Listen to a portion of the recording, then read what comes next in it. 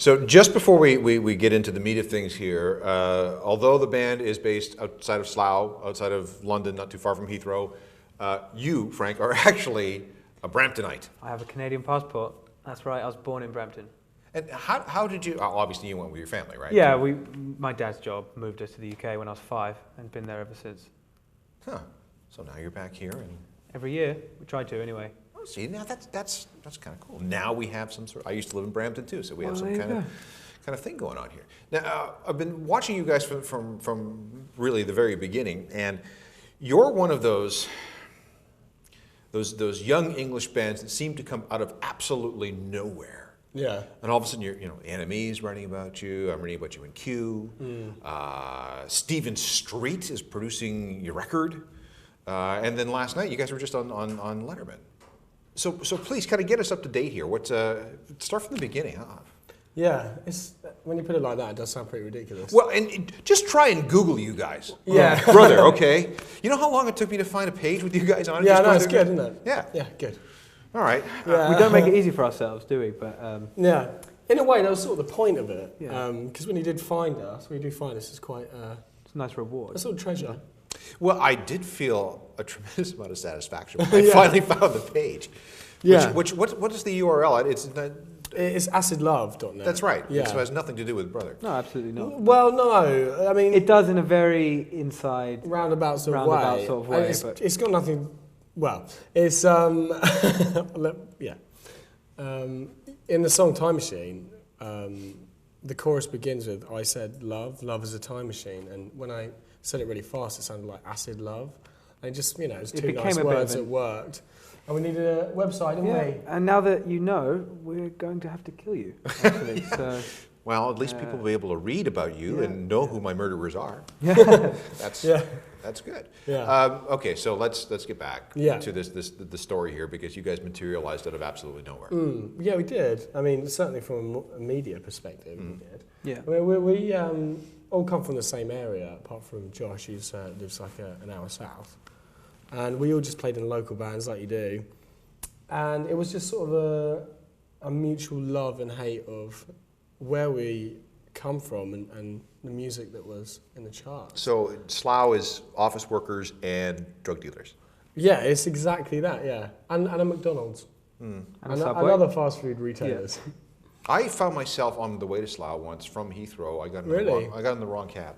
Okay. And he was going to charge me £60. No, I need to go to Mayfair. Yeah.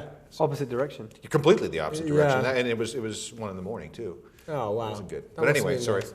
Anyway, somewhere we're going to get the story of finish the story of you Yeah. guys. Well, we got together and we played in bands before, nothing too serious, but Who does Ian Botham play for now? he doesn't play. He's like 900 years old. Oh, okay. Anyway. No, you don't look 900 years old. Who told me that? It was John Squire that told me that. Was it really? John Squire? John Squire, or might have been Ian Brown, one of the two. Oh, No wow. way. Yes. Not in the same Told you room, that you though. look 900 years old? Or that you No, they told me I looked like Ian okay, Botham. all right, okay. Yeah. Anyway, And so we got into a room together and started writing these songs, as cheesy as that sounds. And right from the start, I mean, Darling Buds of May is probably the second song we wrote. And we were like, let's do this properly. So we spent about a year and a half writing these songs without even a name of the band. not playing any gigs. We didn't Just, play we would any just gigs. rehearse as often as we could. Yeah, in this got an little album room. together before we even existed, technically. And we put our songs on the internet, and within 2 months we were signed to Geffen. So. Yeah, that's usually there's something in between, like, Yeah. 8 years of brutal touring. All that. Right. And don't get me wrong, we did that in other bands. So we learned the hard way. Well, how old are you guys? You're not that old. No, not that old. I'm 23. 22. Okay. But I mean, I've been actually playing in a band with Sam since I was about 12, just playing, covers in his parents' garage. They were really good. Oh yeah. They were But so good. we've all been in separate bands, and we've all done the long, pointless tours to no one, and turning up and the gig being cancelled, and all this and that. So I think people resent us because they think that we just popped up out of literally nowhere, picked up our instruments for the first time, and started a band. You seem abnormally level-headed for a young British band, because I've talked to a lot of them. And let me tell you that when some young British bands who have let's say Enemy coverage and a producer like Stephen Street working for them on their major label debut, there's a bit of an attitude, but you guys seem okay. Yeah. Oh no. We do have an attitude. Yeah. You do? No, we're horrible people. Horrible, but we're just quite hungover, so we're a bit. Well, it was Letterman last night, right? Yeah. So okay. Yeah. Need I explain anymore? I can't remember what happened. You understand Letterman. Did your mates understand what this was all about? We've all discussed this, and all of us, I think, our earliest memory of watching videos on YouTube is watching bands on Letterman or bands on Kimmel or Leno, because that's it's a big deal. Such a big deal. I mean, it's a huge deal for people back at home as well. Yeah. And I think it'll be equally as important for. Well, what would be the equivalent? Jonathan Ross, Graham Norton. It would be Jonathan. I think it's even more prestigious than that. Yeah. I'd say Jonathan Ross is probably the closest. Which is, or like Parkinson, it'd be something like that. Yeah, right. Okay. If he was around, I'd say. I mean, he's like 900 years old. He literally is 900 years old. Yeah, he's fossilized. Where else could you? Top of the Pops is not anymore. No, it's not. I wish it was though. Yeah. It was good. Yeah, that's too bad. Yeah. Anyway. Never mind. So. Do you have an equivalent, like a Canadian Top of the Pops? No, we don't. I mean, one of the things Canadians we're caught between the UK and the United States. Yeah, I feel that. And we're neither. And we're just, and we look at what the UK has. I mean, you got this rainy, cold little island in the North Atlantic, surrounded by non-English speaking territories, which has this very well-developed culture. Yeah. And it's all just squished together into a landmass that is not even the size of it's a fifth the size of, well, exactly, it's tiny. And, if you do a British tour, like I guess you guys are going to do later this week. You're going to start later this week. 50 miles between gigs, big deal.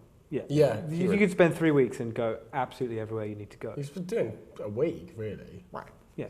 Canada, I mean, 500 miles between, Thunder Bay and petrol Winnipeg. stations. Exactly. That's nuts. It's different. So we're fascinated by at least I am, by British musical culture. Yeah. And how you manage to sustain all the magazines. And the record stores, although not so much anymore. Yeah, I know. I've noticed. Well, in the States, there was still quite a lot of independent record stores around. Yeah, I saw more than I saw like a Target or which is the equivalent of a. Is it Tesco's? Yeah. Is it Tesco? Okay. Yeah. But they sell CDs. Yeah, they do. Yeah.